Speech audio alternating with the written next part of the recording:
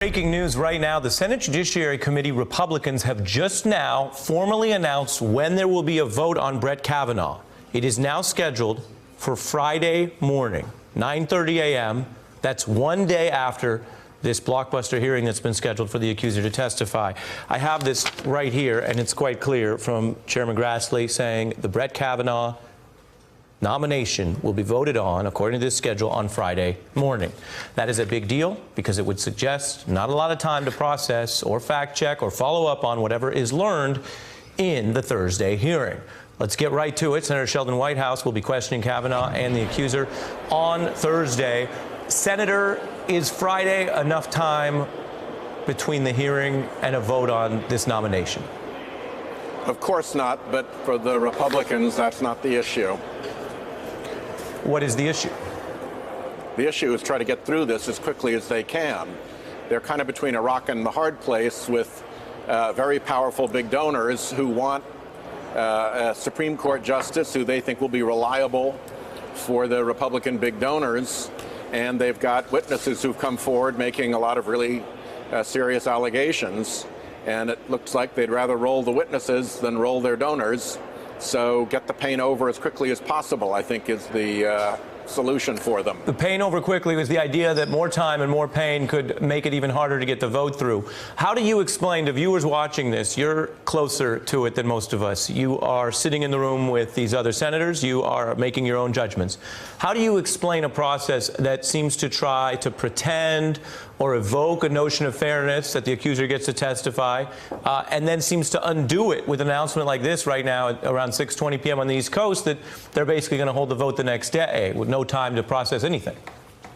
Well, the basic flaw in the Republican strategy has been that they've tried to set up the notion that if both sides get to say their piece, then that's fairness, and that's the end of the story. Don't look behind the curtain. And of course, what's behind the curtain is that in any trial, in any administrative proceeding, in any prosecution, in any grand jury investigation, when you get a witness who comes in with a story like these women have, your first obligation to them and to the process is to do a proper, thorough, sincere investigation. Nobody takes a witness who claims she was the victim of a sexual assault and just throws them up on the witness stand without any sincere or thorough effort to look into and try to corroborate or explode their claims. So the original sin of the Republican strategy was to allow for no investigation of any of this, to shut down the FBI background investigation and to do nothing but the most partisan, insincere, and tenuous efforts on the committee side, the non-investigation investigation. So that's been the problem.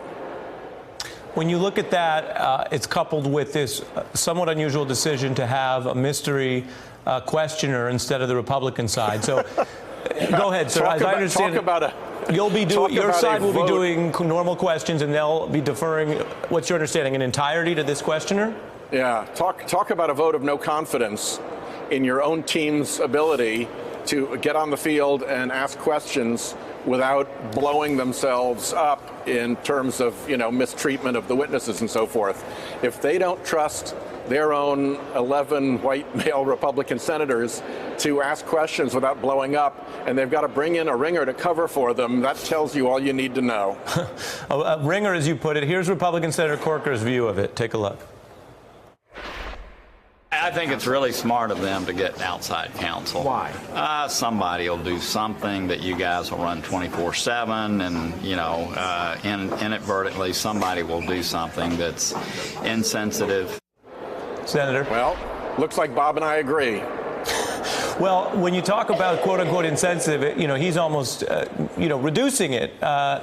What we saw from people, by the way, very clearly in both parties, men in both parties in the Clarence Thomas confirmation hearings, really didn't make the Senate look like a responsible institution at that time. No, it didn't. And let's take a look at that. You've got to remember, let me show you that, and then I'll get your response. Take a look. You testified this morning in response to Senator Biden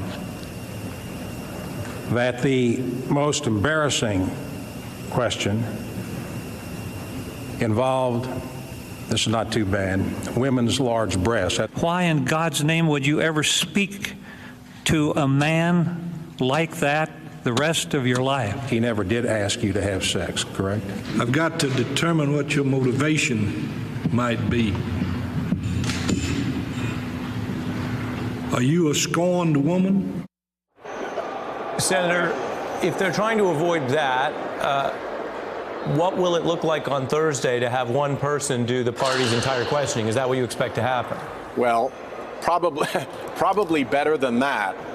But we shouldn't overlook the fact that the two biggest abuses that they have done to these witnesses have been, first, to deny them the basic courtesy of investigation, and second, to mount this smear campaign attack.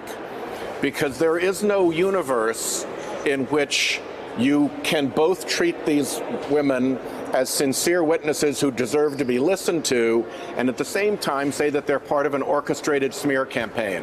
It's one or the other, and they're trying to have it both ways. So pitching these witnesses into the pit of nothing but a smear campaign, nothing but an orchestrated effort, completely deprecates what they have to say.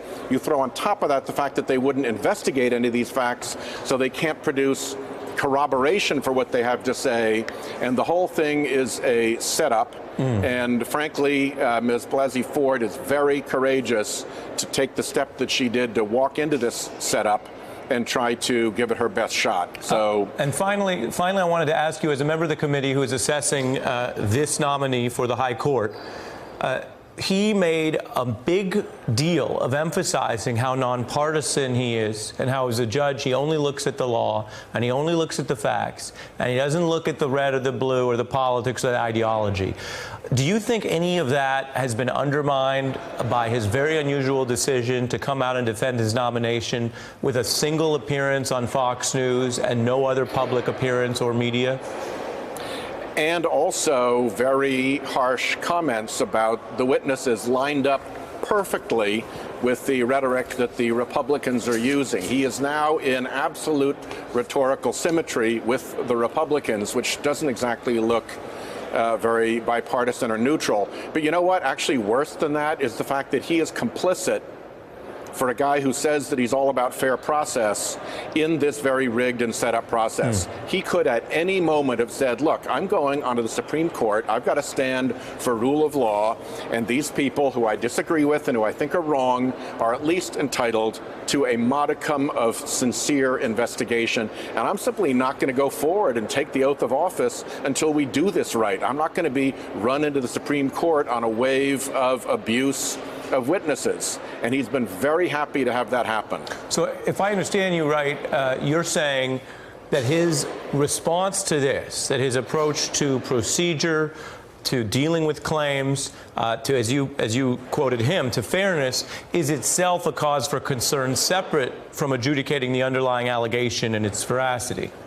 Correct. You've got to live your values. And if your values are that you respect process and think that women who claim to have been the victims of a sexual assault should have their day and should have an investigation to support and potentially corroborate their stories, then you got to live that. You can't have it that way out in some other world. But when it comes to your own hearing, you're happy to be a part of and complicit in such a ramrod effort.